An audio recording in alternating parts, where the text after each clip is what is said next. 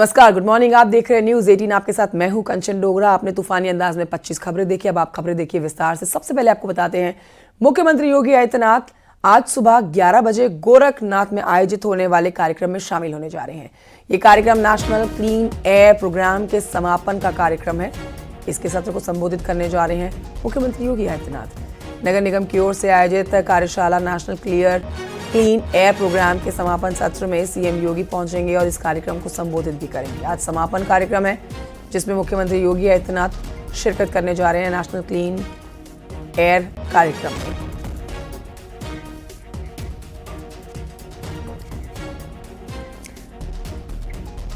और आइए अब आपको बताते हैं मुख्यमंत्री योगी आदित्यनाथ का आगे का दौरा। गोरखपुर में शाम 5 बजे सीएम योगी पांडेहाता से निकलने वाली भक्त प्रहलाद की शोभा यात्रा में आज शामिल होने जा रहे हैं। साल 1927 से लगातार होलिका दहन से पहले भक्त प्रहलाद की शोभा यात्रा निकलती है। पांडेहाता से निकलने वाली इस शोभा यात्रा में मुख्यमंत्री योगी आदित्यनाथ शिरकत करेंगे। ये शोभा यात्रा मुस्लिम बहुल इलाकों से होकर गुजरती है। बड़ी संख्या में यहाँ मुस्लिम समुदाय के लोग भी शोभा यात्रा के निकलने पर फूलों की बौछार करते हैं, स्वागत करते हैं शोभा यात्रा का और अपना सहयोग देते हैं।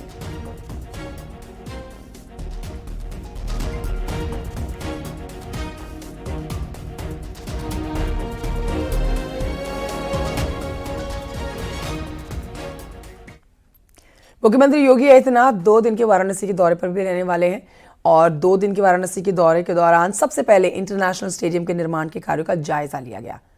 सीएम योगी ने एयरपोर्ट के निर्माण की स्टेटस रिपोर्ट देखी है। अधिकारियों और कार्यदायी संस्था के लोगों से स्टेडियम के डेवलपमेंट प्लान की जानकारी ली।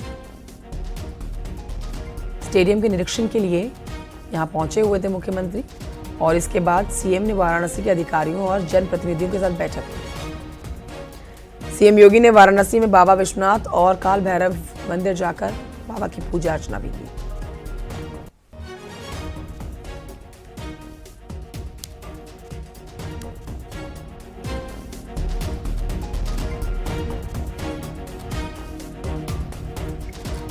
संभल में आज से रंगाई पुताई का काम शुरू होगा। एक बड़ा अपडेट आपको देते हैं इस पर। एएसआई की निगरानी में ये काम होना जा रहा है जिसमें रंगाई पुताई का काम होगा। जामा मस्जिद कमेटी पुताई कराएगी, जो मांग की जा रही थी। जामा मस्जिद के सदर ने पुताई शुरू कराने की घोषणा कर दी है। 7 दिन में पुताई पूरी कराने का दावा है।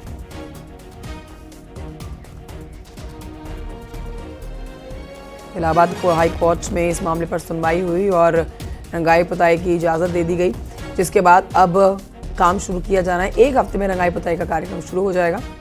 होली का समय है, आज और कल होली का त्यौहार मनाया जाना है और खासतौर पर उत्तर प्रदेश की बात की जाए तो ब्रज क्षेत्र और खास क्षेत्रों में कई दिनों तक होली खेली जाती है। तो ऐसे में तो यहाँ पर रंगाई पुताई का काम होना है। वो कब शुरू होगा, कितने दिन में पूरा हो जाएगा, इस पर हमारे सहयोगी और जानकारी हमें देंगे। फिलहाल आपको बता देते हैं कि रंगाई पुताई तो होनी है, इसका काम भी जल्द शुरू होना है, जिस पर फैसला सुनाया गया है।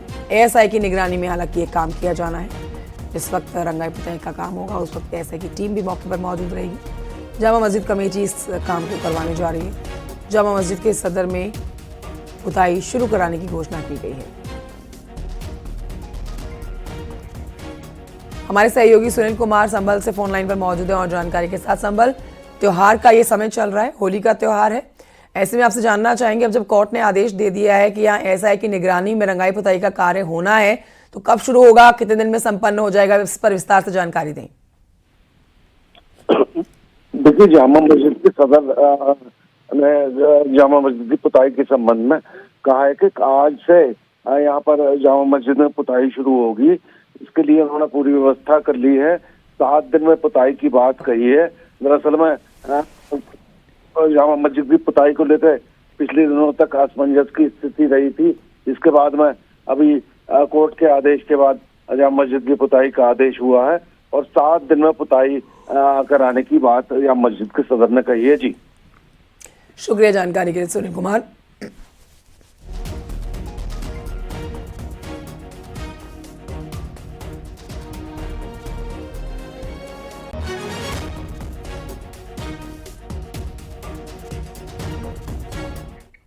और आइए बढ़ते हैं आगे, आपको बताते हैं कि संभल में होली और जुमे की नमाज को लेकर प्रशासन पूरी तरह से अलर्ट है।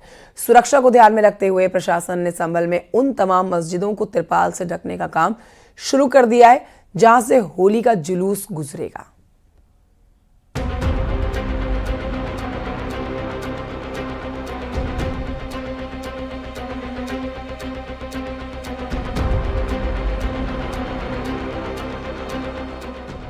संभल में होली के दिन जुमे की नमाज पर विवाद थमता नहीं दिख रहा है। पहले संभल सीओ अनुज चौधरी, फिर सीएम योगी और अब संभल डीएम राजेश पेसिया की अपील को जामा मस्जिद प्रशासन दरकिनार करता दिख रहा है। होली के दिन जुमे की नमाज पर जामा मस्जिद के सदर ने प्रशासन के 2:30 बजे नमाज की घोषणा पर सवाल खड़े किए हैं। प्रशासन से अभी तक हमारी कोई बातचीत नहीं हुई, ना ही कोई संपर्क हुआ है। शांति समिति की जो बैठक बुलाई गई थी उसमें ना तो हम मौजूद थे, ना ही हमारा कोई प्रतिनिधि मौजूद था।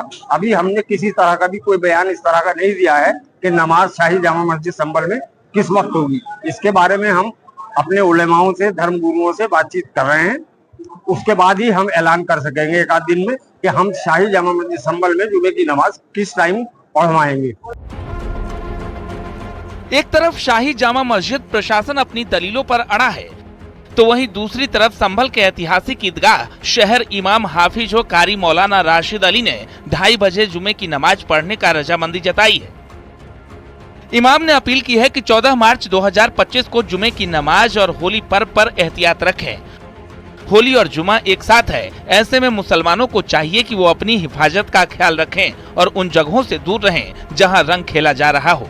मस्जिदों में जुमे की नमाज का वक्त होली का रंग संपन्न होने के बाद 2:30 बजे के आसपास का रखा जाए, जिससे नमाज और होली पर्व में किसी तरह की दिक्कत ना हो। संभल में ही मुस्लिम धर्म गुरुओं की जुमे की नमाज पर अलग अलग बयानबाजी हो या फिर शाही जामा मस्जिद प्रशासन की अपील को मानने से इनकार कर रहा हो, मगर दारुल उलूम देवबंद और मुरादाबाद के मुस्लिम धर्मगुरु प्रशासन की अपील पर अमल करते दिख रहे हैं। अपील यह है मुसलमानों से कि मुरादाबाद में जुमे की नमाज जुमे के दिन जामा मस्जिद में इंशाअल्लाह 2:30 बजे अदा की जाएगी।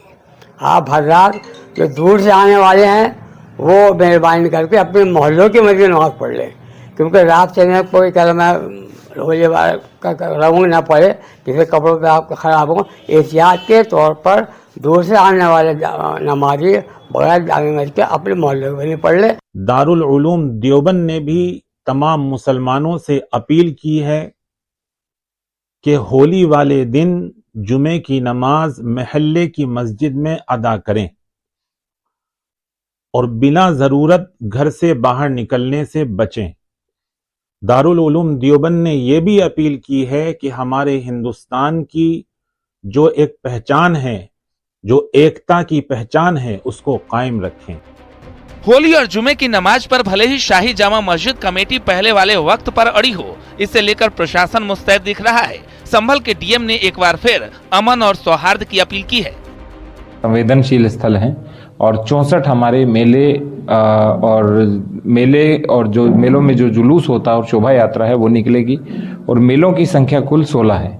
शांति समिति की बैठक तात्कालिक रूप से 37 की थी, उसके बाद हमने मोहल्लावार और ग्रामवार सारी शांति समिति की बैठक की। 2 समिति की बैठक हमने जनपद स्तर के ऊपर की है। होली और जुमे को लेकर संभल में तनातनी के बीच प्रशासन ने जुलूस के रास्ते पर पड़ने वाले 9 मस्जिद और 1 मदरसे को ढकने का फैसला लिया है, जिसमें विवादित शाही जामा मस्जिद भी शामिल है। संभल के अपर पुलिस अधीक्षक के मुताबिक दोनों पक्षों की सहमति बन चुकी है।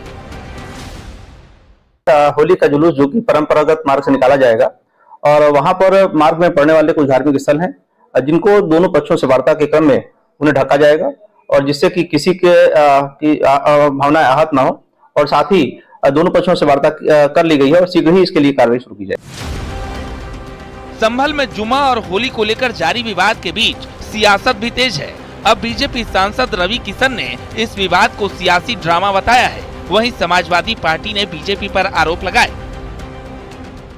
चुनाव आ रहा है, पहली बार कोई होली थोड़ी हो रहा है देश में।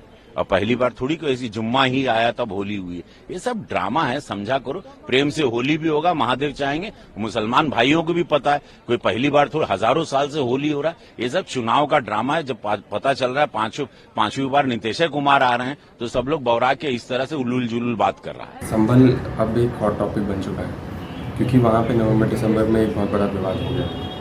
तो ताकि वो आग अब छुपे ना, दबे ना, वो आग बने रहे और चुनाव तक बनी रहे, ये भारतीय जनता पार्टी के लोग चाहते हैं। और आए दिन इसलिए संभल को वो मुद्दा बना रहे हैं। पूरे देश में होली हो रही है, पूरे देश में रमजान चल रहा है। संभल में होली को लेकर जारी सियासत के बीच धर्म गुरुओं की अपनी दलील है और प्रशासन की अपनी तैयारी। ऐसे में संभल के आम लोगों का रोल खास अहम हो जाता है, जो रंगों के त्योहार के साथ जुमे की नमाज अमन चैन के साथ अदा हो सके। Bureau report, news 18।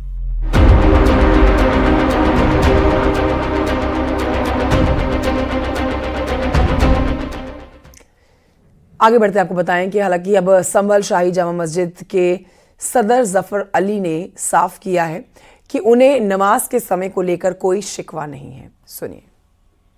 पूरा सहयोग करेंगे, हमारी पूरी कमेटी पूरा सहयोग करेगी और इंशाल्लाह 2:30 बजे जुमे शाही जामा मस्जिद संभल में नमाज अता की जाएगी, ताकि पूरी तरीके से हिंदू भाई भी अपनी होली मना लें और हमारी नमाज भी हो जाए। प्रशासन ने क्या फैसला किया था वो एक अलग बात थी, लेकिन हमारी कमेटी ने शहर के अमन को देखते हुए, शहर की शांति को देखते हुए, शहर के सुकून को देखते हुए, भाईचारे को देखते हुए, सौहार्द बना रहे, हमने खुद हमारी कमेटी ने ये तय किया कि ये टाइम जो है मुनासिब है, इसमें हिंदू भाइयों की होली भी निकल जाएगी और हमारी नमाज भी हो जाएगी। आज मस्जिदों को भी ढका गया है। जी हाँ, ये मस्जिद ढकी जा रही है, ये बहुत अच्छी बात है। प्रशासन और पुलिस की पहल अच्छी है, ये कई सालों से होता चला आया है। होली के टाइम पर तमाम मसाजिद जो होली के रास्ते में आती हैं उनको ढक दिया जाता है, कई वर्षों से ढका जा रहा है, जो प्रशंसा के काबिल है।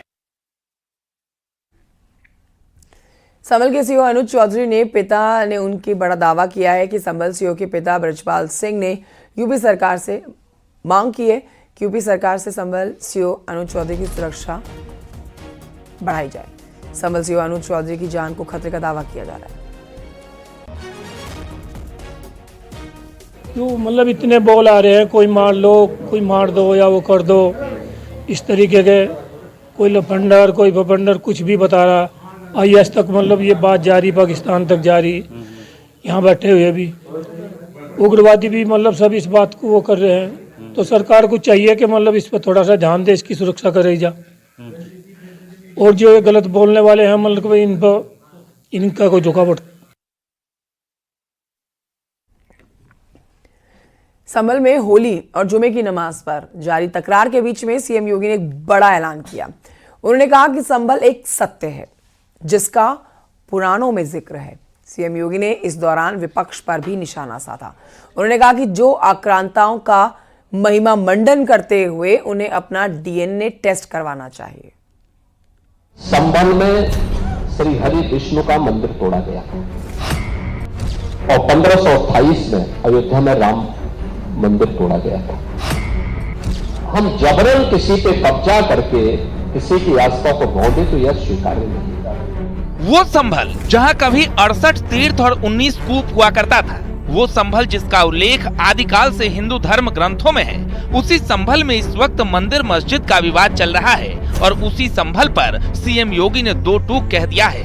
संभल एक सत्य है, जबरन किसी की आस्था को रौंदना किसी भी कीमत पर स्वीकार नहीं होगा। हम जबरन किसी पे कब्जा करके किसी की आस्था को रौंदे तो यह स्वीकार्य नहीं, ये कतई स्वीकार्य नहीं है। खासतौर पर तब संभल एक सच्चाई है और उस सच्चाई को इस रूप में भी हम बोलना चाहते हैं कि संभल के बारे में जो उसके उदाहरण आते हैं, आज से 5000 वर्ष से लेकर के 3500 वर्ष पहले हमारे पुराण रचे गए थे, उन पुराणों में भी इसका उल्लेख है। दरअसल शाही जामा मस्जिद को लेकर चल रहे विवाद के बीच जब संभल में महादेव का मंदिर मिला तो सरकार ने पूरे संभल के सभी तीर्थों की खोज शुरू कर दी। सीएम योगी का कहना है कि 18 तीर्थ और 19 कूप मिल चुके हैं। मतलब साफ है कि जब तक सभी तीर्थ मिलेंगे नहीं, सीएम योगी रुकेंगे नहीं। याद करना 1526 में संभल में श्री हरि विष्णु का मंदिर तोड़ा गया था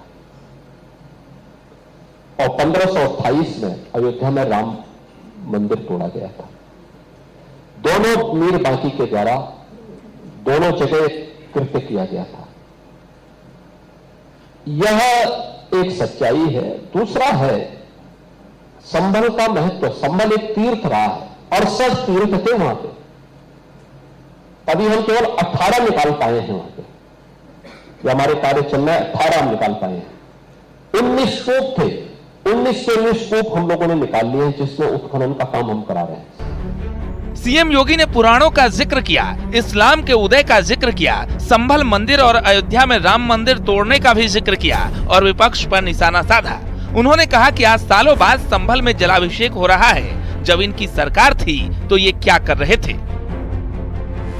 आपने देखा होगा 56 वर्ष के बाद पहली बार वहां शिव के मंदिर, भगवान शिव के मंदिर में जलाभिषेक का कार्य हो पाया है। क्या कर रहे थे लोग? जो ठेका ले लिए हैं तमाम जाति के नाम पे बांटने का, क्या कर रहे थे वहां पे? आप तो पुराना इतिहास ले आते हैं, वो कहते हैं इसीलिए शायद कहते हैं कि कागज नहीं दिखाएंगे। नहीं, कागज तो हम दिखा ही रहे हैं, हमारे पास तो। मैं क्या कर रहा हूं, पहले पुराणों को तो पढ़ लें, फिर मुझसे शास्त्रार्थ करने के लिए आएंगे तो अच्छा होगा। सीएम योगी ने इंडोनेशिया का जिक्र करते हुए विपक्ष पर निशाना साधा। उन्होंने कहा कि बोलने से पहले इन्हें अपना डीएनए टेस्ट करवाना चाहिए। विदेशी आक्रांताओं का महिमा मंडन बंद करें, नहीं तो संभल जैसा सच सामने आएगा तो कहीं मुंह दिखाने लायक नहीं रहेंगे। इंडोनेशिया दुनिया में सर्वाधिक मुसलमान रहता है। इंडोनेशिया को जो नेशनल फेस्टिवल है वो रामलीला है। करेंसी जो वहां की चलती है, मुद्रा जो चलती है वहां की, वह गणपति के नाम पे चलती है। एयरलाइंस गरुड़ के नाम पर है, भगवान विष्णु की सवारी। उससे इनको सबक लेना चाहिए। और जो उन्होंने अंतिम वक्तव्य भारत में रिपब्लिक डे के अवसर पर कहा था, उन्होंने कहा कि अगर मेरा डीएनए की जांच होगी तो भारतीय डीएनए होगा। ये जो भारत का खा रहे हैं, इनको अपने इस डीएनए को जांच करके तब बोलना चाहिए। उन विदेशी आक्रांताओं को महिमामंडन करना बंद करें, अन्यथा संभल जैसे सच जब सामने आएंगे तो कहीं मुंह दिखाने लायक नहीं बचेगा। सीएम योगी यहीं नहीं रुके, उन्होंने मथुरा वृंदावन को लेकर भी अपना विजन साफ कर दिया और साफ शब्दों में कहा कि मौका मिला है, चूकेंगे नहीं। हमने बजट के लिए मथुरा वृंदावन के लिए पैसा दिया, पर्याप्त। रास्ता बड़ा स्पष्ट है, रास्ता बड़ा स्पष्ट है। पैसा दे दिया है, हमारा कार्य आगे बढ़ने वाला है और ये कार्य होंगे। देखिए, जब अवसर मिलता है तो चूकना नहीं चाहिए। सीएम योगी का संदेश साफ है, संभल हो या फिर मथुरा वृंदावन, सनातन के लिए वो हमेशा आगे रहेंगे।